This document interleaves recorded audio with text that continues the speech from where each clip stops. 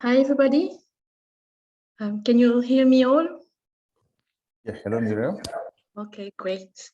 So I think it's the start of our webinar on strategy verification for strategic purchasing. First of all, thank you everybody to be here to listen our colleagues from Nigeria and Cameroon share their experience on verification. I am Mireille Ntchagang. I'm coordinating the collectivity working group on digital tools for strategic purchasing. I'm also a capacity strategy and community lead at Bluesquare. So some words about our group and who we are. So we formed the group with the idea of answering the burning question, which is how can we ensure that purchasing creates more value in terms of efficiency, equity, and quality than the cost of verification and fraud detection in the context of limited resources and affordability.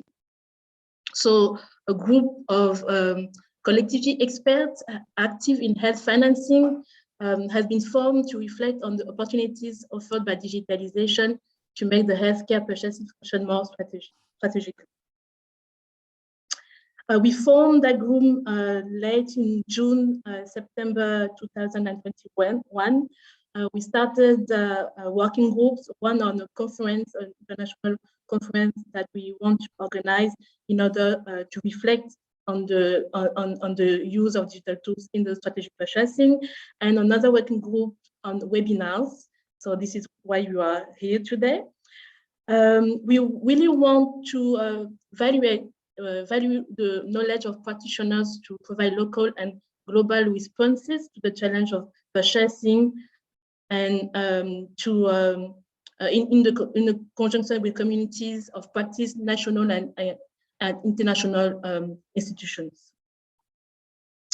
So this webinar objective, the webinar aims at sharing country experiences, as I said, both in the PBF and the health insurance. You can also have access to the previous webinar we organized with Mali and Senegal late in April. So you will find the video recording on Bluesquare YouTube channel, and also a summary, a text summary on a collectivity website. So we really want this session to be participative, so please address your question in the Q&A because the panelists won't have access to the chat. I want to end my introduction with being thanked to our supportive organization. So you all know P4H. Also, I think some of you know the COPs, the collectivity COP, the financial access to health services, and also the PBF, and also Bluesquare. Some words about the moderator, who is Maarten Oranje, a health financing and PBF expert, with a focus on the use of data for decision making. So Maarten works at Cordaid since 2014, with also a focus on the application of PBF. His country experience include Uganda, Zimbabwe, DRC, and CAR, and is currently working with the WHO Health Financing WHO Health Financing Department in order to contribute to the publication of paper on the use of digital technologies in the health financing. So I give you the micro, Maarten, and I hope you will enjoy the session. Thank you, everyone. Thank you, Mireille, and good afternoon, everyone, or good morning, good evening, if you happen to be in another part of the world today. Can we go to the next slide, please? Yeah. So today, as Mireille already explained, we'll be talking about strategic verification as an instrument for strategic purchasing. We'll be hearing from three different speakers. So first of all, in a few minutes, we will listen to Grégoire Lurton from Bluesquare, who will give a keynote speech on the topic of today's webinar.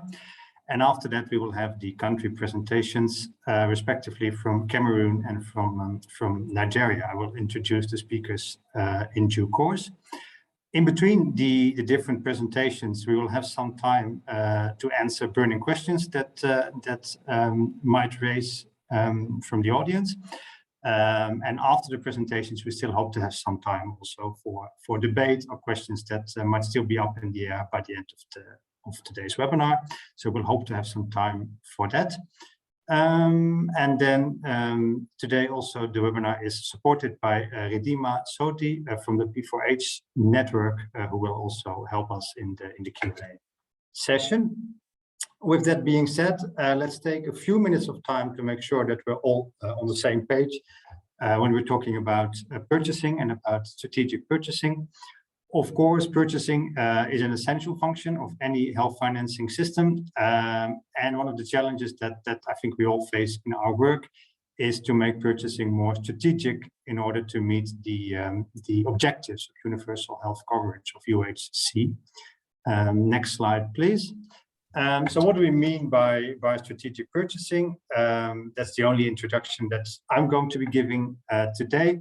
Strategic purchasing by the World Health Organization, it is defined as such. It means an active evidence-based engagement in defining the service mix and the volume and selecting the provider mix in order to maximize societal objectives. Well, that's a mouthful. That's a very information-dense definition. But of course, in other words, it means what to buy, which services to purchase, which services and which interventions, from whom to buy those services. So the choice, the selection of providers, and how to buy. So we talk about the design of the financial and the non-financial incentives.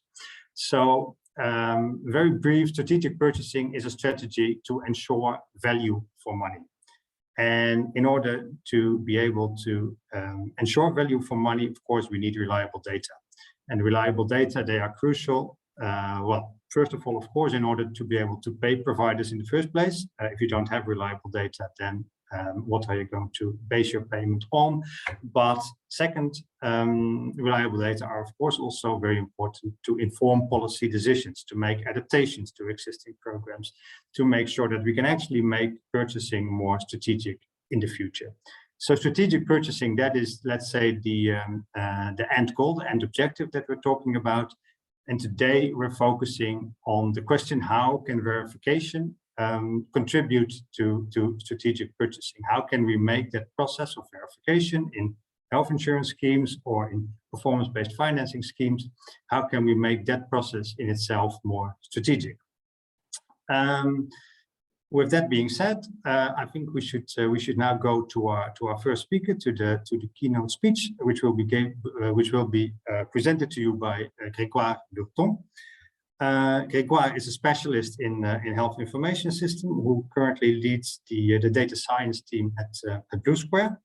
At Bluesquare, Grégoire is also responsible for risk-based auditing activities for performance-based financing programs. He holds a master's degree in econometrics and quantitative economics, as well as a master's degree in development economics. And he's also currently a PhD candidate at the Institute of Health Metrics and Evaluation at the University of Washington. Grégoire has experience in supporting health information systems in 12 sub-Saharan African countries. Well, with that being said, let me give the floor to you, Grégoire. Thanks, Maarten, and hi, everybody. Thanks for joining us this afternoon. And thanks for having me for these quick points I was asked to make to introduce the question of strategic verification. Maybe before jumping in some more advanced consideration, I wanted to take a step back and follow up on what Maarten has been introducing, to think about what verification he's doing within PBF and strategic purchasing. Here we see that verification is really intervening in the PBF process in three of the dimensions of PBF. First, it's around governance. moments where when verifications are being conducted, it's an occasion to train frontline workers, to do some strengthening of how PBF works and how PBF mechanisms are enforced. It's also a way to establish confidence and transparency about the data that is being used for payments, and to ensure that there is trust that payments are due and are based on data that is of good quality and that has been verified. Second, verification is, of course, used to guarantee that the data that is being used for strategic orientation is of good quality. And so that when strategic decisions, such as those that Maarten introduced a minute ago, are being based and evaluated on important and good quality data. And that's something that is important. And in case of weaknesses that are being identified, that these weaknesses can be managed and reinforced. Third, and maybe for most, verification is important for payments and to ensure that the payments that are being paid are being agreed upon, and that there is a strong basis to justify disbursements within PBF. So these being said, and with all those considerations about the different aspects that verification are filling in PBF systems, in some systems we see that verification costs are around can go until 30% of the overall cost of the PBF system. And so that's an important and costly function of the systems, and there are more and more discussions going around about how we could save on those costs and have more efficient and more strategic verifications being made during the process. So first, what is verification about? And this is just a representation for people that haven't really thought about verification and haven't looked at it. But what you see here on the top of that slide is a representation of the whole verification process. That's data that comes from GRC, and you see that for different elements, for different services that are being performed by facilities, you have here claim values this being made, and then the values is being verified by verificators. And then you also have counter verification happening that allows to estimate how good the verification work is happening. The slightly postmodern graphs I've made on and I put on the just below is just to show how we can understand and what is this full process and how it is faring. Basically, what you're seeing here on the x-axis is a ratio of validation, meaning it's a ratio between the claimed value and the verified value. And so it tells you, how much of the claimed disbursements have been justified and have been validated after verification. On the y-axis and the vertical axis, you have the difference between the verification and the counter verification. It's a ratio again. It's counter verified divided by verified. And so what you see is when you're over one or when you're over one in each of those ratios, it means the verification or counter verification has led to an augmentation of the value. And when it's under one, it means you've been going under the value and you've diminished the claimed or the verified value. And what you can see is that in a province like the one on the left in Mongala here, we have a cloud of points and a distribution that is really on the left of the graph, meaning that in most cases verification have led to a diminution, a lowering of the claim of the value of the payments that are being made to facility. And that's something that happened in a very significant matter. But then once the verification happened, you see, well, we're on the line of the one, meaning there is, after counter verification, we don't have additional corrections that are being made. What do we learn here? We learn that verification is very important in that sense, because it allows to have a correction that is a good correction. It allows us to have a better payments being made to facilities. But then in North Kivu, when you go in the middle, what you see is that both verification and not verification are exactly on the line of one. So we're at the at the meeting point between those two lines, meaning that you don't have a lot of corrections happening either after verification or counter verification. What that means that a lot of verifications are made for nothing, because there is no correction happening behind that. So we're just building trust here, but there is not a need or a systematic need to be going and trying to verify and validate data, because you don't need systematic corrections being made. And so that's a point where you think, we could do saving in that province. If you look at the third graph here, what you see is that we are on the left, meaning we are going down after verification, but we're also on the lower quarter, and which means that after counter verification, we're also going down and diminishing the values that are being invoiced. What that means is that in this situation, verification is happening, but it's not sufficient. It's not made properly. And so here we have an issue, which is to say, how could we make and how could we ensure that when verification happens, it's actually fulfilling its goal? Because here the cost of verification are really leading to results that are not satisfying in terms of building trust and also understanding better what the data is. Next slide, please. So when we talk about strategic verification, what is it that we want to make, and how do we want to use strategic verification to answer the questions and to better improve the way we do PBF? There are really two aspects of that, and that's what I mentioned in the first label here, is we want to answer specific questions, strategic questions that may be asked, and also control risks. And I'll talk a lot about controlling risk in the next slides. How it is that there are two ways we want to think about answering questions and controlling risks. First is we want to predict. We want to predict risks, profiles, and types of error in facilities. And we want to make sure that we are able to identify facilities or situations where we have systematic error happening, or systematic wrong data being reported, or even fraud, situations where fraud is happening. And we want to be able to predict that. We also want to be able to predict the financial risk of a PBF program. For example, if you have a lot of overspending, or if we have a risk of having huge variations of funding, we want to be able to predict that and to have sufficient information to be able to orient that.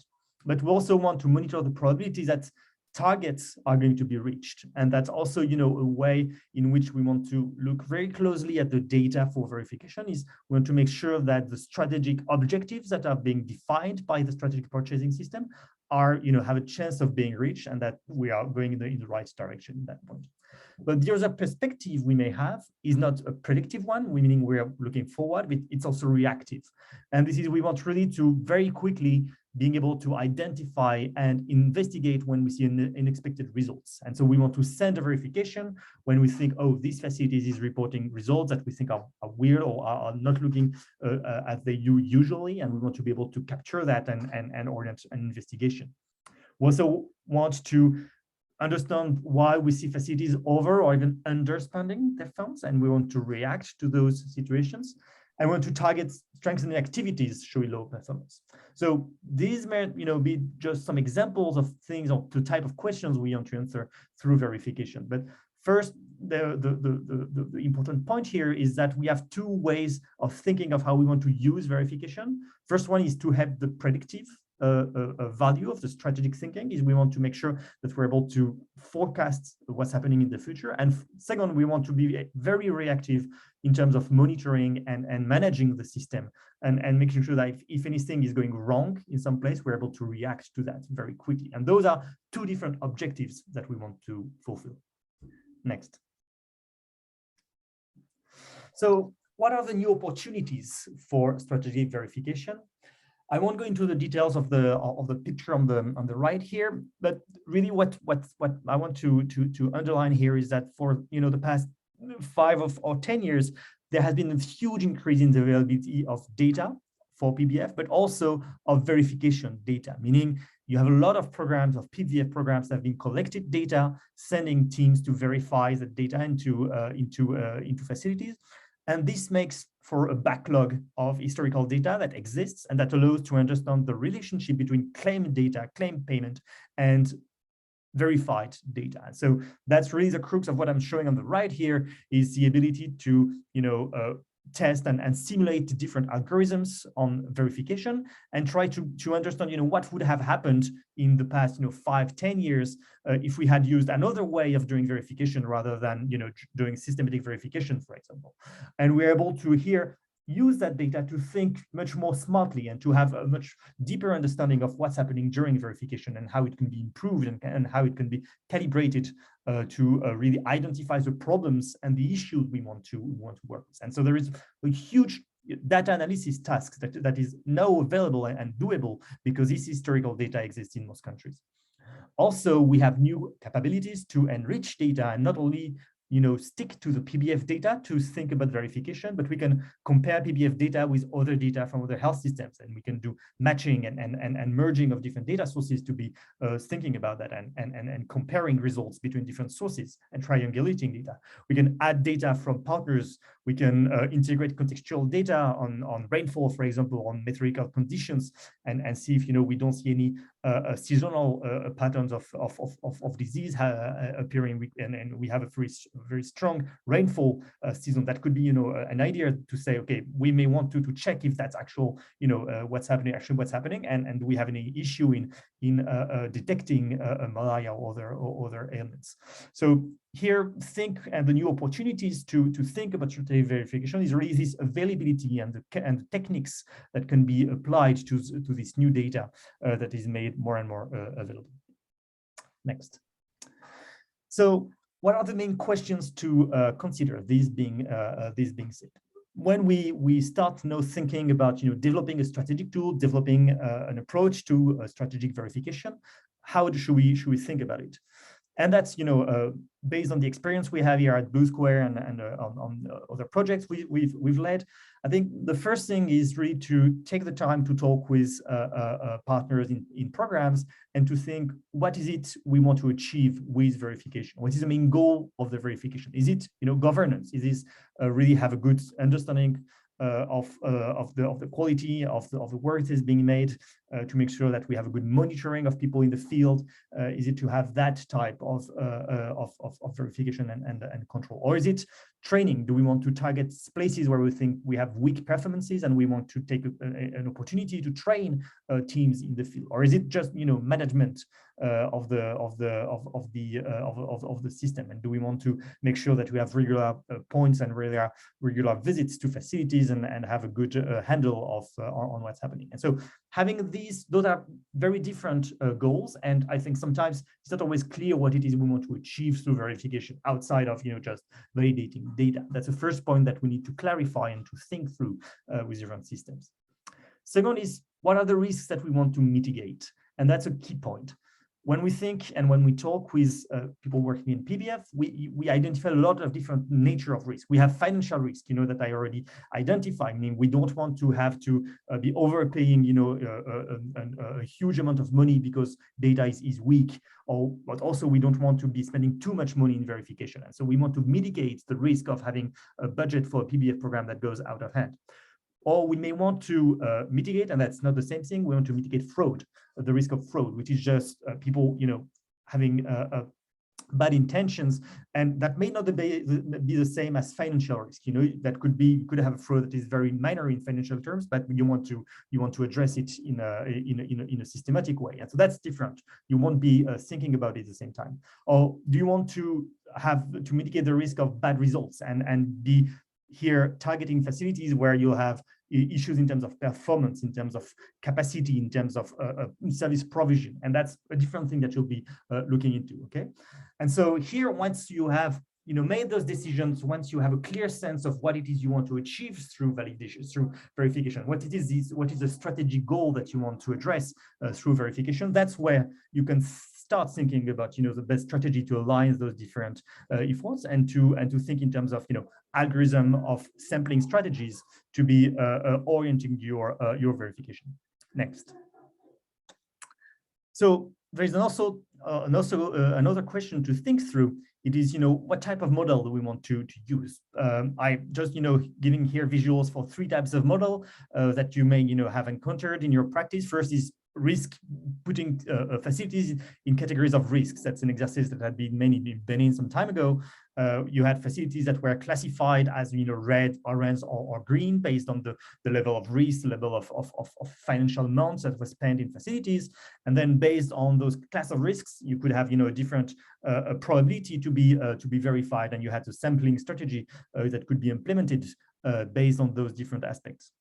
Second, you could have what I call surveillance, but it's really a reactive approach to that approach, is to have an approach that is akin to epidemiological surveillance, where you want to identify situations that are going out of hand. So you're not, ex ante classifying facilities here, but you are much more trying to react to events that you are seeing, to data that is going out of hand and out of control as a team you want to react to.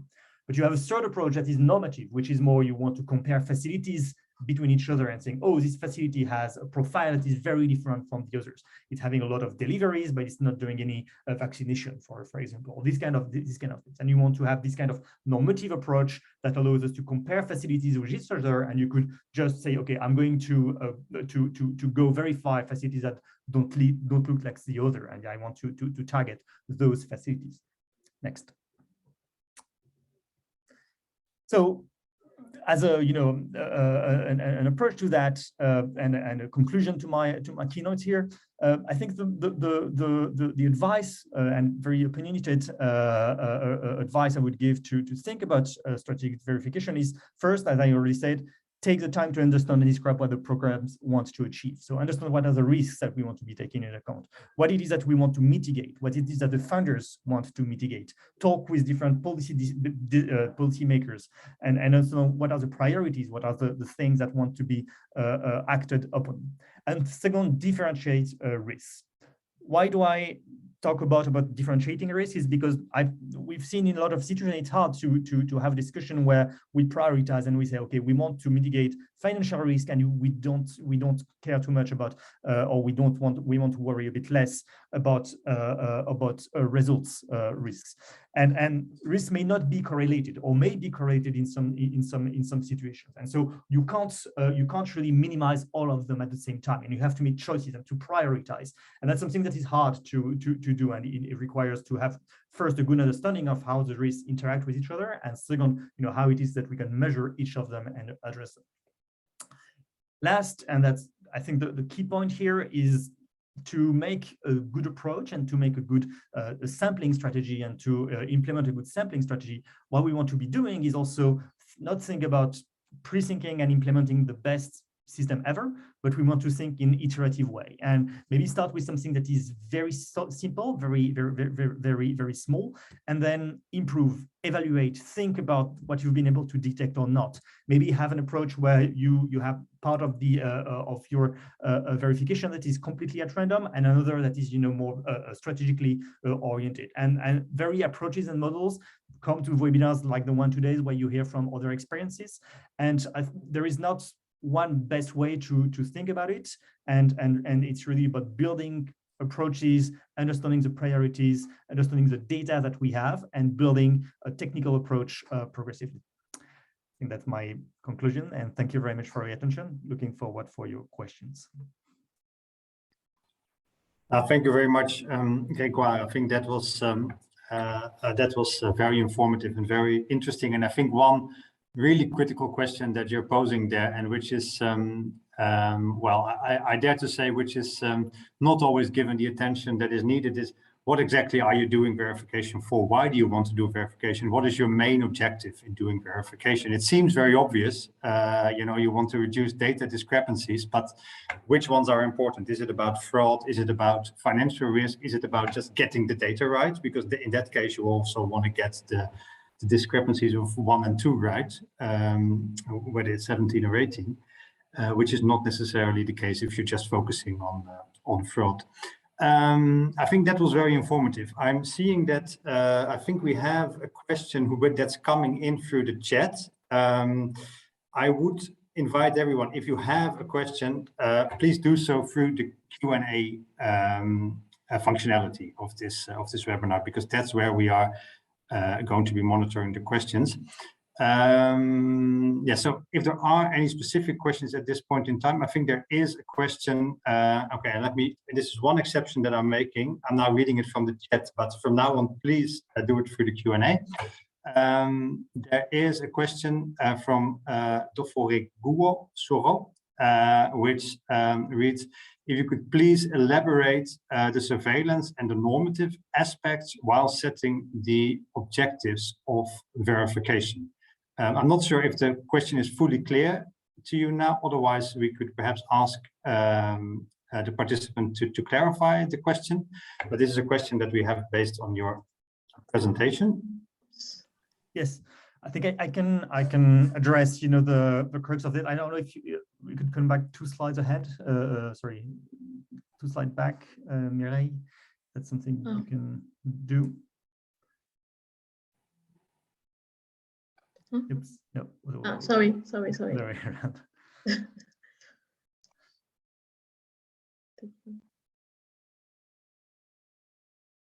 No? No, one more. Yeah. Okay. Here we are. Yeah. So this you know, relates to these slides, and yeah, I realize that, you know, what I want to show here are different approaches on how to think and to differentiate different way to think about how we could, you know, set or create an algorithm for verification. So, for example, if I think about the surveillance approach and to be, you know, more specific about how that presents, I want to say, okay, there is a type of event that could happen in the data that I don't want to miss. For example, I have a financial amount being claimed by a facility that is multiplied by a factor of 3. That's something I really want to investigate directly. Or there is a financial amount that is being claimed for one specific type of service. That's something I want to investigate directly. Or that's something that is more linked to, you know, an AP situation. I have a number of cases of substances, or I have a diminution in number of prestation for vaccination that is being divided by 5, and that's something I want to go. And so what's happening here, you have to set 2 or 3 things. First is to set up, you know, look at the data that you have and identify what it is you're going to monitor with sufficient quality. Second is to specify what the thresholds are and what it is that we want to measure. Is it a doubling, dividing by 3? Could be, you know, you could have other ways to measure and to put together what you are going to be looking at, but you want to have, you know, what is the limit that you don't want your system or your facilities to get out of. And then there is a reaction rule, and you have to say, okay, when my facility is being is doubling the amount of money it's claiming for deliveries from one month to the other, if I take this example, then I'll be automatically sending a supervision or a verification effort in that situation, and we'll be focusing on looking at what's happening on the data for deliveries, or I'll be having a couple of activities I want to make specifically linked to that. And so surveillance and the approach that I call surveillance is being reactive to the data and paying close attention, but also making sure you know what it is you want to react to, and having that thought previously. I mentioned some time ago, you know, you have some historical data that you may want to look at to say, you know, what are the normal type of variation I'm seeing, and so what is abnormal, what is pathological type of variation that I want to react to, and I want to think, okay, what's behind that? When I talk about normative, it's really about comparing different facilities between each other. And so here you say, okay, I have facilities where I have, let's say, if I'm talking about the share of some types of services in the overall budget of the facilities. If I'm taking, you know, a PBF example, I'm saying, okay, most facilities, I would say half of their budget, or it's probably the wrong order of magnitude, but half or 75% of their budget is spent on primary care services, and then 25% is being spent on other types of services. But in some facilities, it's reverse, and it's comparable facilities. And so this is something I may want to be investigating. I have a facility that should look like the other, but doesn't look like the other. It looks like they are doing things differently. Is it because data is wrong? Is it because there is something specific happening in this facility where you have a specific type of population they need to serve? And so I want to be strategic about it. I want to adapt my packet of services to that facility that doesn't look like the other. Or is it because you have fabrication and it's very hard to fake, you know, data convincingly? And so if I have facilities that looks drastically like different from the other, that might be because I have something happening in the way the data has been made. And so it's very different to say, okay, I want to react to something that is happening first, surveillance, or I want to make sure that facilities that should look the same actually look the same, or I want to understand where the difference comes from. And that's another type of approach of algorithm and of way of thinking about the data that you'll be implementing there. Hope I answered the question. Okay, thank you, Grégoire. I'm seeing more questions now coming in through the Q&A. I suggest that we take one more now, and then we will continue with the first country presentation, and any remaining questions, we either try to answer them in the debate at the end of this webinar, or we will answer them after the webinar, if they are still outstanding. Yeah, so I will take one more question for this presentation. I think there's one question which is a general question. Of course, the slides of this webinar, they will be shared afterwards. So that's a general question. Then there is another question which is asking what type of model you used to make the graphs to relate the verification and the counter verification outcomes. You know, the three graphs that we saw in the beginning of your presentation. So what kind of model or algorithm did you use to make those graphs? You're still on mute, Grégoire. Yeah, thank you. Yeah, actually, there is no model related to that. It's really purely descriptive, but the technical work behind that has been one of reconciliation, meaning, you know, merging the different data from verification and counter verification and putting them together. And then the only, you know, modeling that's happening is just doing the ratios that have been that have been showing. So divided, you know, verified value divided by claim value, and then counter verified divided by verified. And then I would say the most technical part is really finding a good way to represent data that is actually data elements by facility, by, you know, round of verification and counter verification on one single graph. And so that's why I've been representing that using, you know, those level lines, the density of the data to make sure that I can show, you know, what the distribution, this bidimensional distribution looks like. But there is very really no, you know, actual modeling about it. It's just, you know, linear combination of some data elements and then some representation on the graph. And maybe just to add, you know, you can keep questions coming through the Q&A, and I'll try to answer, you know, in writing if there are questions coming later on. Okay, thank you so much, Grégoire. So, and then I think it's time to continue with the first of our country presentations. So in the previous webinar, we've listened to the actual verification processes and the actual experiences in countries, Senegal and Mali. And today, the first country from which we'll be hearing is Cameroon. So these two presentations that we will now be listening to, they're really about, okay, how is verification currently being done? What are the challenges? What are possible solutions for the verification practice? Our first speaker today is Nji Valéry CHE.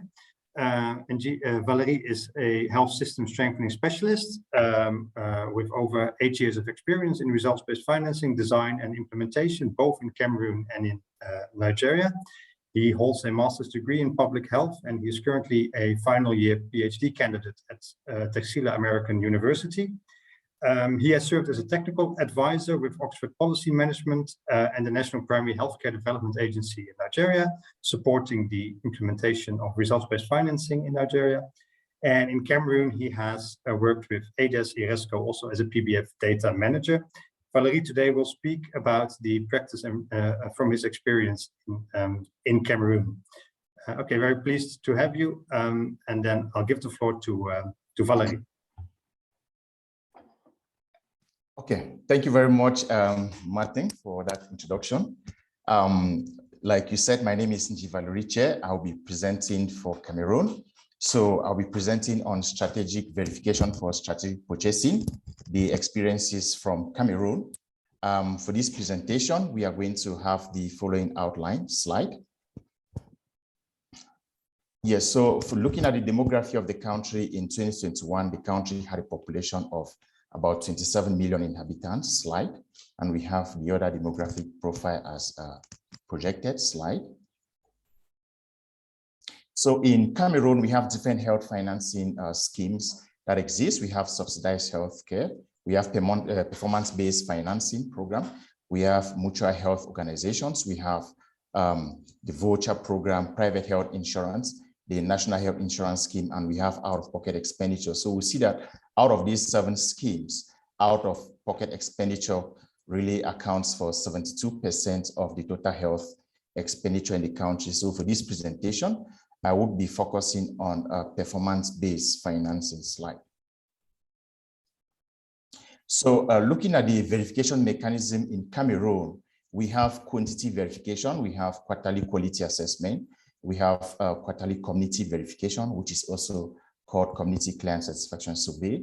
So for the quantity verification, it is done by the contract management and verification agency, and this is done on a monthly basis by verifiers from this agency who use declaration validation forms and do verification at the level of the health facility. So it is important to note here that at the end of the verification process in the health facility, the health facility manager and the verifier, they co-sign the declaration validation form. Then one thing that they also use when they are doing verification on the field to avoid arguments on the field, they go down to the field with service protocols that they use so that if they have some issues with verification of a particular indicator, especially coming from the facility manager, they can be able to explain that using that service protocol as a reference. So at the end of this verification, you would have the declaration validation form that gives the monthly production of the health facility. Then we have a quarterly quality assessment. This quarterly quality assessment is actually done by the district medical teams for the minimum package of activity contracts. And for the complementary package of activity contracts, this is done by the peers from the various hospitals implementing performance-based financing in the region, which have been constituted by the regional delegation of public health. So the evaluation team that goes down to the health facilities use a quality assessment checklist. At the end of the quality assessment, the evaluators, the evaluation team signs the quality checklist together with the director of the hospital or the health facility manager. So on the quality checklist, you would have the quality score of the health facility at the end of the process. Now we have community verification. Community verification actually happens at the level of the communities. So community verification is done by CBOs. So the CBOs verifiers at the level of the health facility, they'll sample some clients for some services and they'll fill out so they do this using the sampling forms, and they'll fill out the section A of the questionnaire that they have to give to the CBOs to go to the field. So they'll just fill the identification information, the information that the CBOs will use to identify the clients on the field. So the CBOs now take these questionnaires to the field and they trace these patients to see if these patients actually exist and they receive health services at the level of the health facility. So at the end of this process, the data that comes from the questionnaires is being entered into a database that leads up to the quality, that leads up to the community verification score for the health facility. So one lesson that we've been able to learn from this community verification is that the feedback that comes from this process is being given back to the health facility, and the health facility has to incorporate it into the business plan for the next quarter so that they can use to improve. Slide. So it's important to also note that within the verification framework in Cameroon, which is actually done by the Contract Management Verification Agency, this agency also plays the role of an IVA, of an independent verification agency. So the CMVA systematically does verification for all health facilities that are implementing performance-based financing. Then the data manager of the CMVA usually observes the indicators for outliers, and these will actually inform maybe counter verification. Then when there is a suspected collusion between the health facility and the verifier, there is also counter verification that is done, and routinely counter verification is done to check the work of the verifier. Slide. Now we will, in the PBF design in Cameroon, the final quality score of the health facility is made up of 35% of the community verification score, 35% of the quality assessment score that was done at the level of the health facilities, and 30% use of the indices too. So you realize that at the level of the districts, we have the district validation committee that meets every quarter to validate the invoices, the production and the invoices for all the health facilities within the district. So before this happens, the verifier at the level of the agency downloads the quarterly invoice for all the health facilities in a particular district for the district that he or she is covering. And together with the monthly productions of the health facility, he takes this down to the district validation meeting. At the end of the district validation meeting, when all of this has been approved, he returns back with the signed invoices, and these invoices are consolidated for all the implementing districts in the region, and they are sent to the national technical units for PBF implementation for payment of subsidies to the health facilities. So subsidies are paid to the accounts of the contract management verification agency, and in turn, these subsidies are now transferred to the individual health facilities implementing the project. Slide. So we have some best practices of verification that I will just highlight here. One of the best practices is the use of this service protocol during verification that has been able to really clear a lot of doubts in situations where a health facility manager is trying to argue with the verifier that a particular indicator was not proper.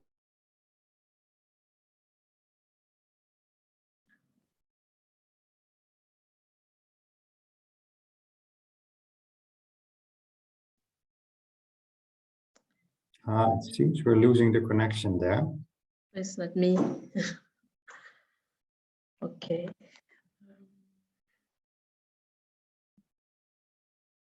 It has helped to reduce over-reporting and at the same time also reducing under-reporting. Then we have sanctions to health facilities against fraud. This has actually helped to reduce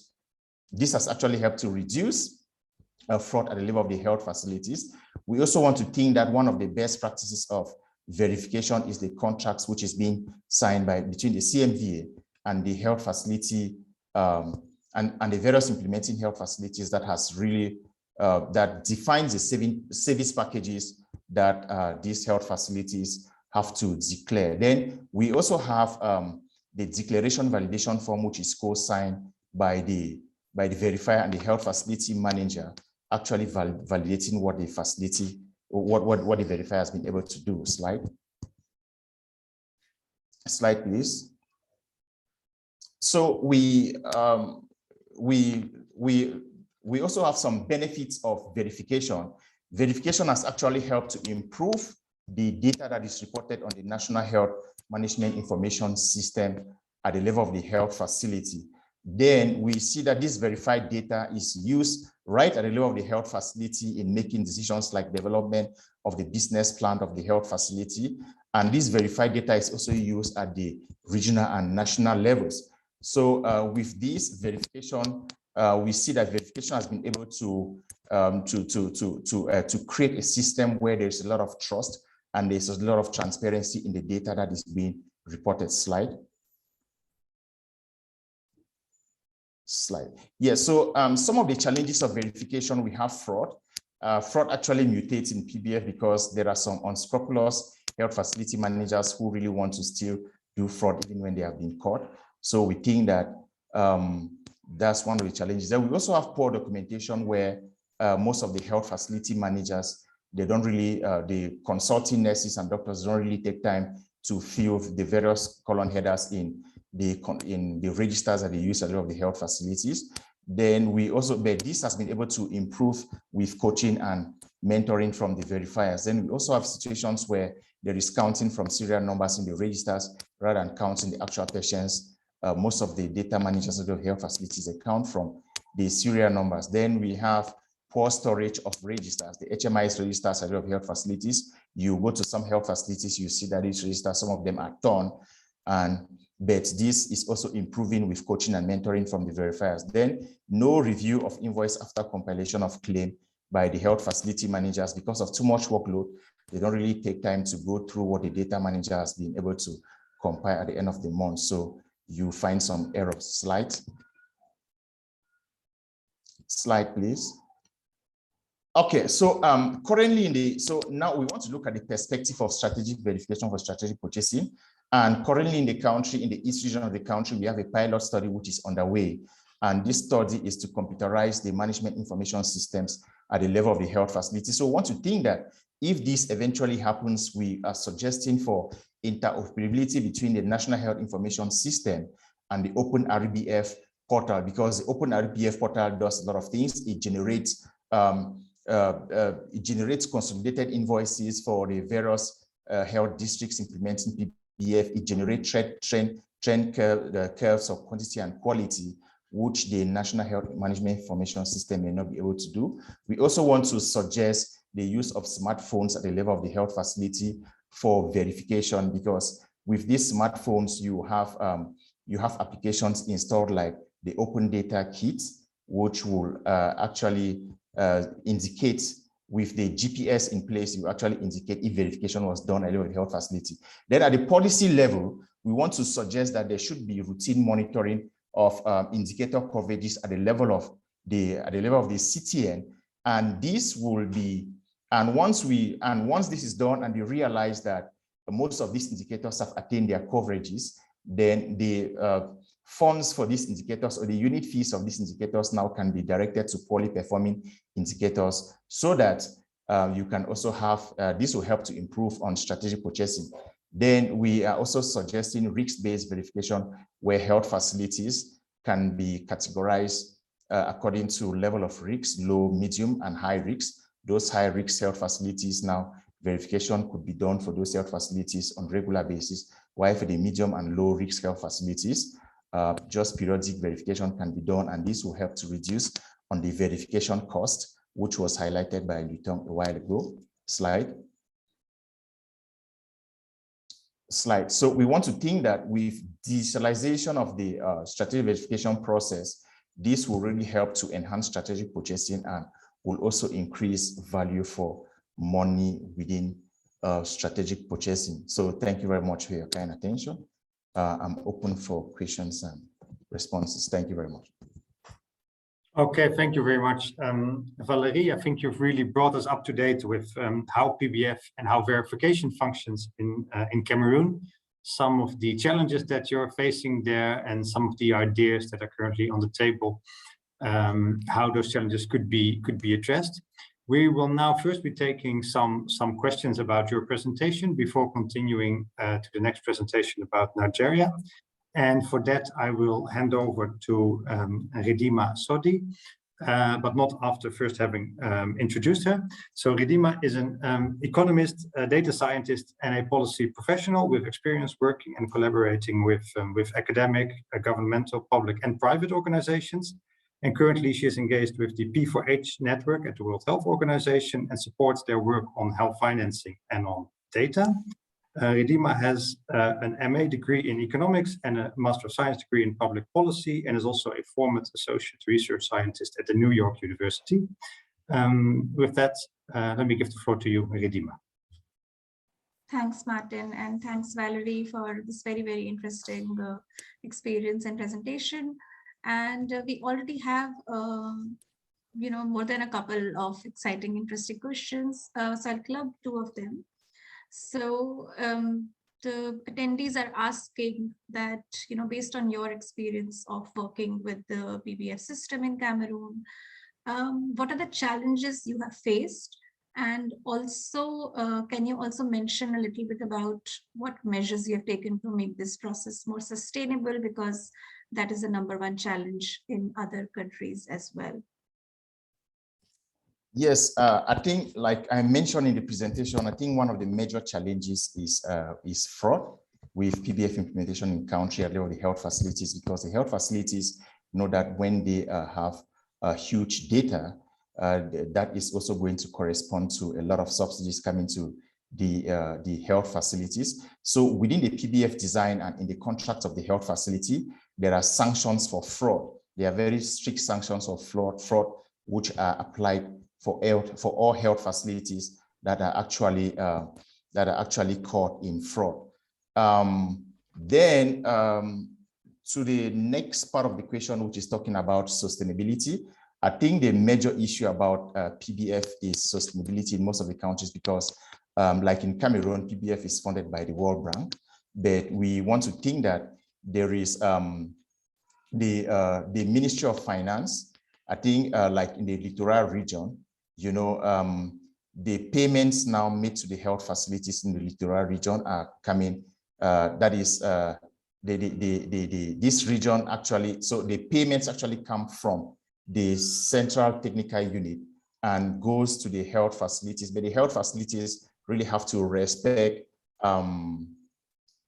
the health facility. So what I want to say here is that there is gradual uptake of PBF by the government within the country. So we really want to think that we have to really press again at the national level. The national level is really doing a lot to see that the government really incorporates this aspect of this mechanism, gradually takes it up, especially when funding from the World Bank really dwindles. So I think that is what is happening within the country now. So thanks, Valéry. So what I'm trying to rephrase what you just said is that we are scaling the utilization of this mechanism across the country, and also to ensure that there is less fraud. The mechanism ensures that the penalty for having been caught doing something fraudulently is pretty high, and that is sort of contributing to the success of this particular program. I didn't get the question clearly, please. Okay. I was saying that you mentioned initially that the penalty within the mechanism, within the process, for someone or some agency or some individual to conduct fraud is pretty high up, which ensures that the fraud is, which puts a limit to the fraud. Yes, I think so. Like I mentioned a while ago, within the contracts of the health facility with the Contract Management and Verification Agency, there are sanctions, very strict sanctions of fraud. And when fraud happens a number of times, the health facility is eventually suspended from the project. So we really have very strict sanctions of fraud, and with coaching and mentoring from the verifiers, because there's a lot of coaching and mentoring that is being done by the verifiers at the level of the health facilities. So with this coaching and mentoring, you don't really have those cases of fraud really coming up. But with the gradual scale up of this intervention in the country, those health facilities that are coming new on board, whenever they join the project, they really want to tend to do fraud bet. I think once they are caught the first time, and with coaching and mentoring, you see that it is actually being reduced. So this fraud is there's actually a reduction in this fraud. Then if you look at the service package in Cameroon, you see that all the indicators have error margins, and these error margins are also there to penalize particular indicators where there is over-reporting, especially when there is fraud and when there is also under-reporting, because we want to ensure that the data that is reported by or that is declared by the health facility is actually consistent with what is verified by the verifiers when they go to the field on a monthly basis. Thanks, Valéry. There are many more questions, but I'll just take one to account for the time. Is that there are two questions around the costing in percentage or in absolute terms, if you can sort of mention, shed a little bit of light over there. Yes, I think with most of the, like in Cameroon, if you look at the cost of verification in Cameroon is between 15 to 30% of the overall PBF budget. And this is actually what is recommended for most PBF schemes. But you see, the point here is that some persons still think that this cost of verification is still high. That is high. That's why you see towards the end, when I was talking about the perspective, I was suggesting risk-based verification, because in Cameroon, verification is done for all health facilities on a monthly basis. Those PBF implementing health facilities for all of them on a monthly basis. But now, if we are doing a risk-based verification where health facilities are categorized, we have the low, the low risk health facilities, the medium risk health facilities, and the high risk health facilities. Those high risk health facilities can actually be verified more frequently, while the medium and low risk health facilities can be verified on a quarterly basis, and this can actually help to reduce the overall cost of verification. Okay, thank you so much, Valerie. We will take any other questions towards the end. Floor to Maarten. Okay. Thank you, Ridhima, and thank you, Valerie. With that, let us move to the last presentation of today. And for that, we invite Faruk Yahaya from Nigeria. Faruk has an advanced diploma in public health and health promotion and a master's in health economics. He's an experienced PBF verifier in Nigeria and also a technical assistant. He has been for the Nigeria State Health Investment Project in Nasarawa and Northeast Taraba State.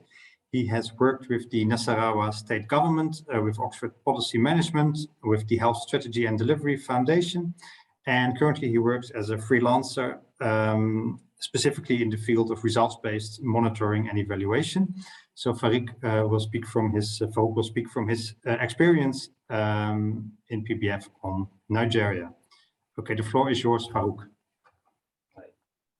Well, good afternoon, good evening, and good morning,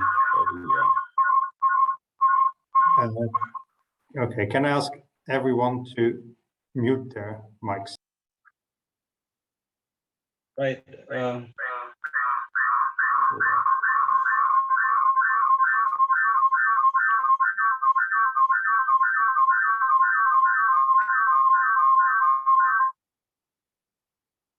Yeah, I'm sorry.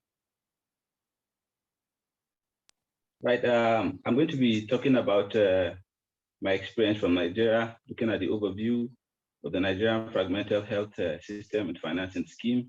Then we'll be looking at the verification and performance-based financing in Nigeria, and then the basic healthcare provision fund, which was developed from the experiences of PBF and DFF. Next slide, please.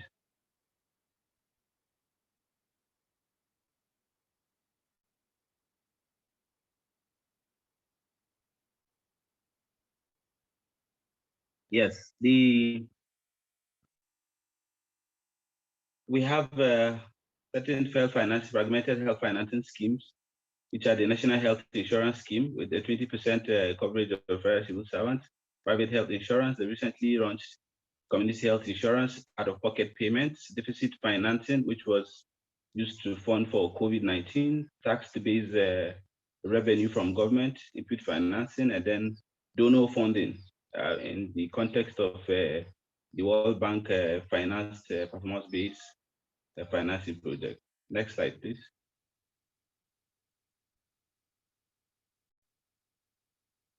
Good. Here, looking at what here, this is just to let you understand that the PBF was conceived in 2011. I was implemented under the context of the Nigerian State Health Investment Project.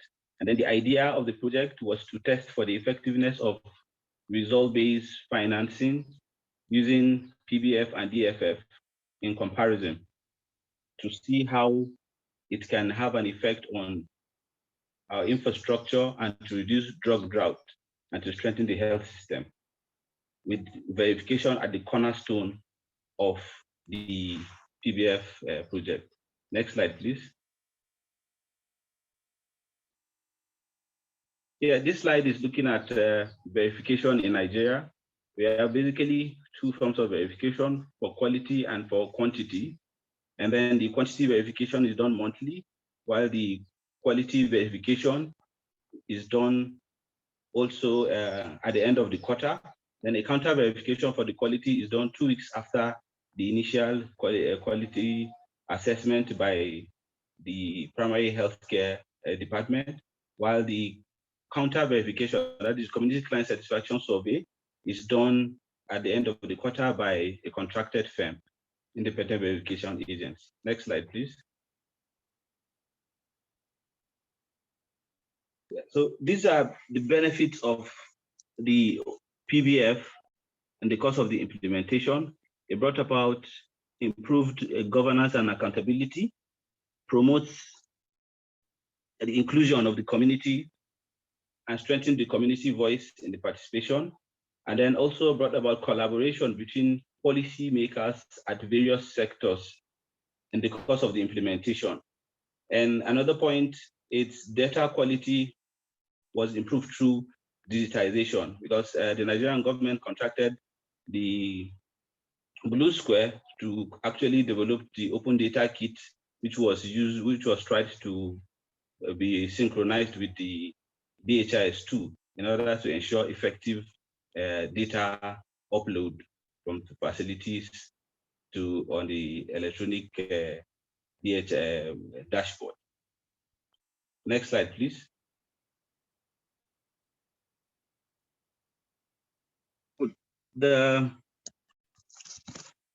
And the cost of based on the experiences of the PBF and DFF, and because of the implementation, because initially we talked about the idea was to test the effectiveness of PBF and DFF.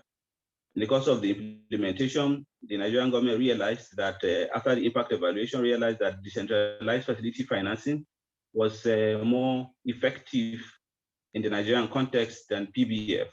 To that, the Nigerian government developed the Basic Healthcare Provision Fund, which the financing using the decentralized facility provider payment mechanism was modified to form the payment scheme for Basic Healthcare Provision Fund.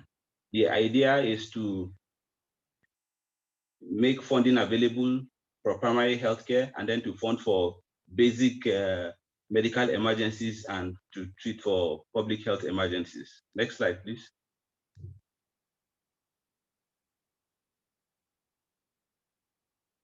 So this is verification in Basic Healthcare Provision Fund is from the providers at the end of the month submit their monthly claims for verification. After verification by the state verifiers, it has been also assessed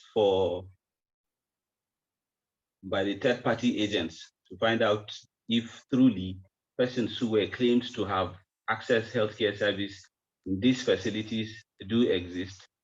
And then a technical working group sits to make approval based on the verification that has been done to onward delivery to the Central Bank of Nigeria, which ensures payments at the end of the quarter to these health facilities. So what is very important here is that 15% of the utilized services provided by these health facilities are verified using phone calls to find out if these persons who were claimed to have access to these services do exist. And at the end of the day, if less than 25% of those verified have proven not to exist, then there's a retention of the 25% of the expected earnings of those facilities. Next slide, please.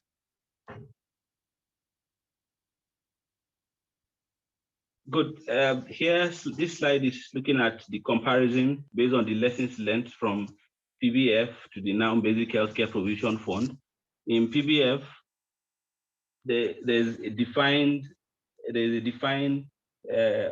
indicators to services to be rendered, while in Basic Healthcare Provision Fund, it's all about coverage. So there's not really a definite definition to certain services. And then remuneration is based on the quality of services that has been rendered in PBF, while in Basic Healthcare Provision Fund, we are looking at coverage, basically. So with the belief that health workers and the health centers will be able to provide quality healthcare service. Then lastly, there's a verification guideline in PBF, while for Basic Healthcare Provision Fund, at the moment, there's no verification guidelines, just as which is more detailed in PBF as it is in Basic Healthcare Provision. Next slide, please. Here I have basic challenges is issue of fraud. Fraud is very eminent where services are tied to finances. So fraud has always been a recurrent issue, even with the experiences with PBF. There's a lack of flexibility with the DHIS2 and innovative tools, digital tools that have been developed, for example, the Open Data Kit. And then there's no definite strategy for verification as a program, so to say, a national for the country itself, to say, this is the kind of verification that we want our healthcare services to go through. So it is usually defined by the donors. And then the next point there, looking at poor recording in health facilities has been a challenge. Next slide, please.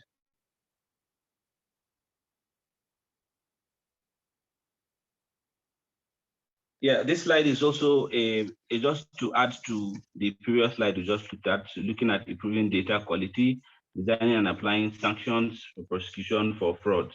Next slide, please.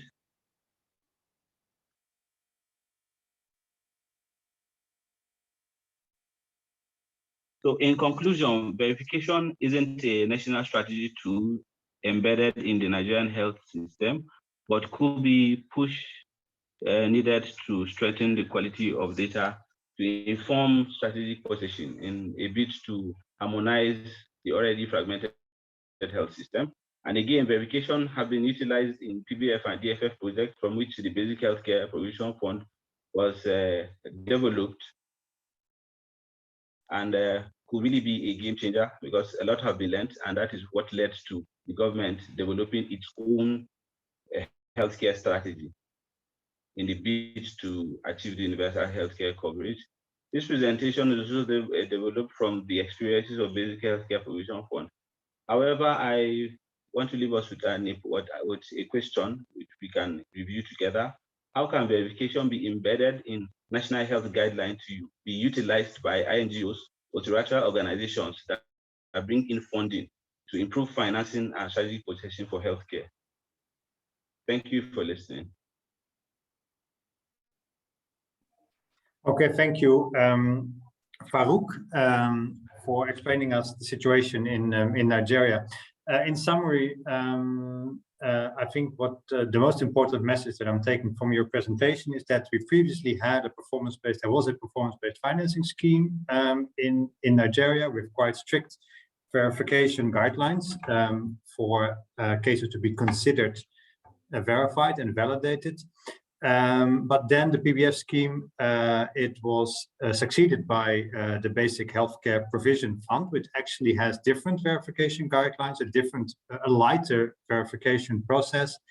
And if I'm understanding you correctly, your plea is actually that the health system would benefit from going back to those stricter verification guidelines and those definitions that were in place on the PBF when it was implemented. Is that Exactly. That is a correct conclusion? Okay, that is Yes. I think a very interesting case because it's different from the situation, of course, of Cameroon, where the performance-based financing program is currently still ongoing. I think in listening to your presentation, we might have skipped a few points in the slide that was on the recommendations. So that was not the last slide, but I think the one before that. So maybe if I could ask Mireille to go back to the slide with the recommendations, and you could still help us to explain what kind of actions you would recommend now for the situation to improve. Faruk. Yeah, all right. Thank you so much. Yeah, I'm sorry we had a little challenge because we made some adjustments lately. So, and the heading was supposed to be recommendations for verification, not a challenge here. Well, thank you, Mr. Martin. Yeah, the idea is these recommendations were developed based on the challenges like you talked about. And the thing is, I'm not saying entirely that the verification in Basic Healthcare Provision Fund is not as effective. But the thing is, I understand where the government is coming from by keeping to looking at coverage rather than strict verification. Because when you look at from the first slide while I was looking at the financing scheme, you understand that out of pocket is quite a huge percentage of persons who come to utilize healthcare services. So in the bid to increase coverage, in the bid to make people access primary healthcare centers, I believe from the experiences of PBF and decentralized facility financing, which were two different concepts, they saw that the DFF, there's no verification at all, but then they rendered more services were validated, more services were uploaded on the DHIS2, compared to PBF, where they render services based on quality, and they take their time to render those services based on quality. To that, they have less coverage. So I believe that is that. But coming back to this slide, I was looking at if we're able to design and apply sanctions in the prosecution of fraud, it will go a long way to improve the quality of our data. And then improve when we're able to put important measures in improving the quality of this data itself will detect fraud. Now, this is like leveraging on the slides presented by the TA from Bluesquare. I think he talked about something similar, but in a more technical term. And then interoperability of the DHIS2 with other innovative technology, like the Open Data Kit, will go a long way in also strengthening verification and then improving the quality of data too. And then if we're able to put in place defined rules for INGOs when they come in, or multilateral organization, when they come in with funding for our health programs, it will forestall this fragmentation and then duplication of health programs, because we have more than 3 organizations in Nigeria.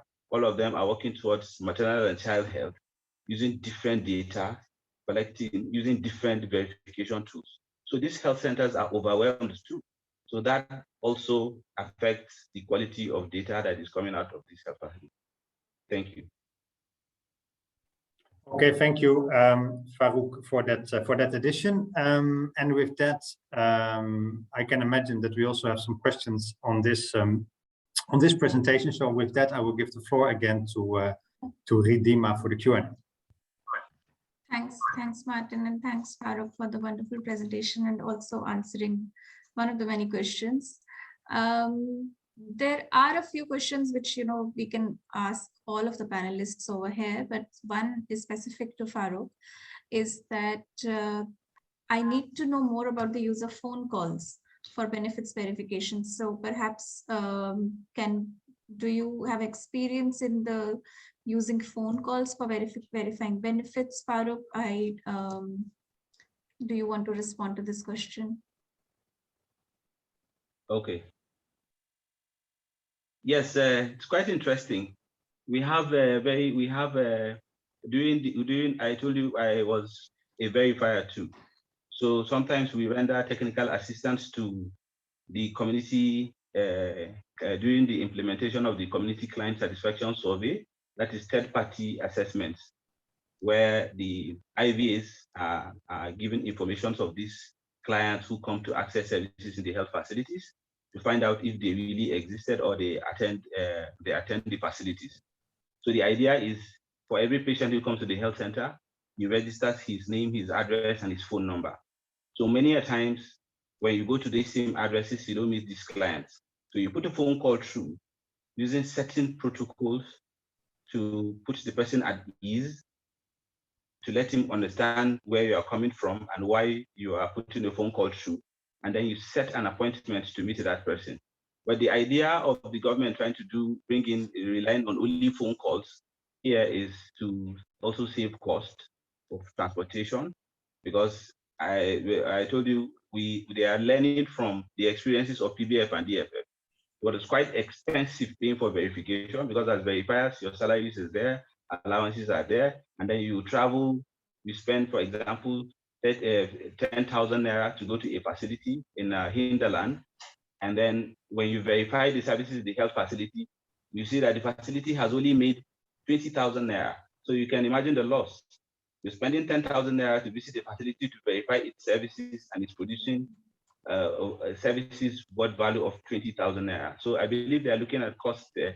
But as the project, as the strategy progresses, there will be ideas will come on board. There will be more modified strategies to see how to overcome that or to perfect the idea behind the phone call. Thank you. Thanks, Faruk. There's another question which says that one of the reasons for fraud can be delayed payments. Have you seen such a problem in your experience working in Nigeria? Yeah, the issues about fraud is quite imminent when it has to do with money. And when you look at, and I believe it was one of the basic issues that led to the failure of PBF in Nigeria, because even as verifiers, we write our report at the end of the month. I know we had that experiences of health workers in collusion with even authorities at local levels. You get to siphon funds. So I believe a part of the measure is to see that is why the government is using the Central Bank of Nigeria and then insisting that they are not going to work with ad hoc staffs. With PBF, facilities are allowed to hire ad hoc staffs, and most of those atrocities have been committed by these ad hoc staffs. So basically now it is about civil servants. So even when you steal money, you'll be able to pay. When investigation has been made, you pay to your salaries and or from your pensions. So it is quite it's quite strict with the basic healthcare provision fund. But however, fraud has been it was an issue. It was quite an issue that led to the failure of PBF in the Nigerian context, because subsidies are being paid for, while in DFF subsidies are not paid for. So those are the little. That is basically the thing. Thanks. Thanks, Faruk. I think the question, I mean, while many attendees agree with your experience, but the question specifically was asking if the problem of delayed payments, wherein the payment is not made on time to a particular supplier, does that cause fraud in any way? Have you experienced something like that? Okay. Now, for delayed payments, I know we had experiences like that with health facilities. But then, while I know that during the implementation, we thought down how to forecast, leveraging on developing an effective a financial statement. So they are expected to save money from inception. That has been designed for them on their financial plan. They have monies they save, and they are expected to save enough to be able to pay their contracted staffs even before their own basic payments for subsidies comes in. So the issue of delayed payments is really not the reason for fraud. Basically, humans have intentions to be greedy, and I believe that was basically what set in. Okay, all right. Thank you. Thank you so much, Faruk. And with that, I'll close my questions for you. But there's one question which has repeatedly come up in all the three presentations. And the question is around utilizing digital methods for supporting PBF. And I can ask Grégoire or Valéry, whoever wants to answer that question, if in your experience, in your competence, if you can say that utilizing digital tools has in fact reduced the cost and increased efficiency for strategic purchasing. And I please request you to be a little bit quick, because we only have 6 minutes left.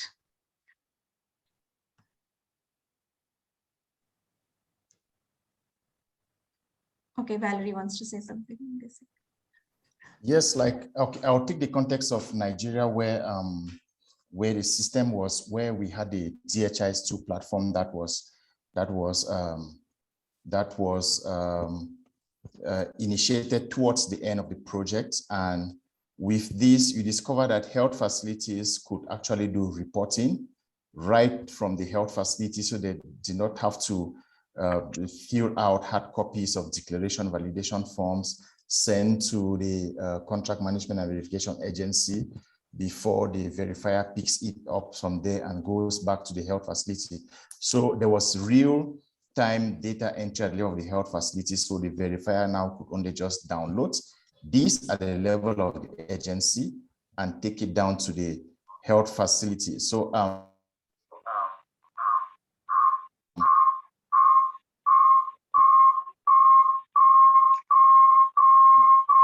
okay, yeah. Thanks, Valerie. So in the interest of time, because there is some audio challenge, I will invite Nigel James, because he has or she has been raising their hands since a very, very long time. And then I will give the floor to Maarten to conclude. Training of health facility managers and all of that. Nigel, do you want to say something? You've raised your hand. Okay. Perhaps not. Sorry, there was. No worries, Valerie, no worries. Okay, so we have no raised hands. Valerie, why don't you conclude, and then Maarten can conclude. Yes, so I think there was a break in my connection, sorry. So yes, so I want to say that when this process is actually digitalized, it can actually make strategic purchasing very effective, and the cost of verification too can actually be reduced when this is accompanied by risk-based verification. Risk-based verification where you don't do verification for all the health facilities at the same time. No, you just do verification only for those high-risk health facilities. So this will actually help to reduce the cost, and you have real-time data at all levels. Thanks, Valerie. Over to you, Maarten. Okay, thank you, Ridhima. And I think we have just a few minutes left, and I think just now we actually reached the sort of well, let's call it the million-dollar question: will digital technologies actually help reduce the costs of verification? And I think that's a very difficult question, of course, to answer. But at least what we've learned today is we've heard some ideas about how verification could become more strategic in the future in order to support strategic purchasing in the different countries that we've talked about, Cameroon and Nigeria. And we've explored how digital technologies might be of use in making that possible in the future, in improving that verification process. So will it reduce costs? I don't think we have a final answer today yet, but that's a discussion, that's a debate to be continued. And I think what we've also learned today, and then I'm going back to the first presentation of the day, is that there's also another question to ask besides reducing costs. Also, is it improving value?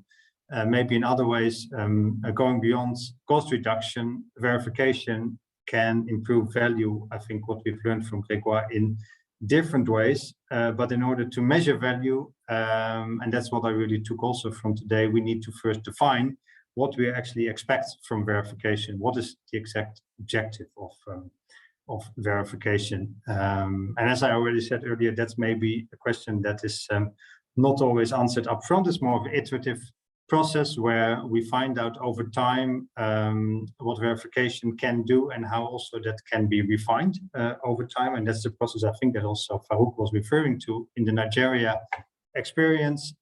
Over time, we find out that we make adaptations to a verification process, and that sometimes things are gained, but also sometimes things are lost over time, and we need to be flexible in order to also adjust the process again.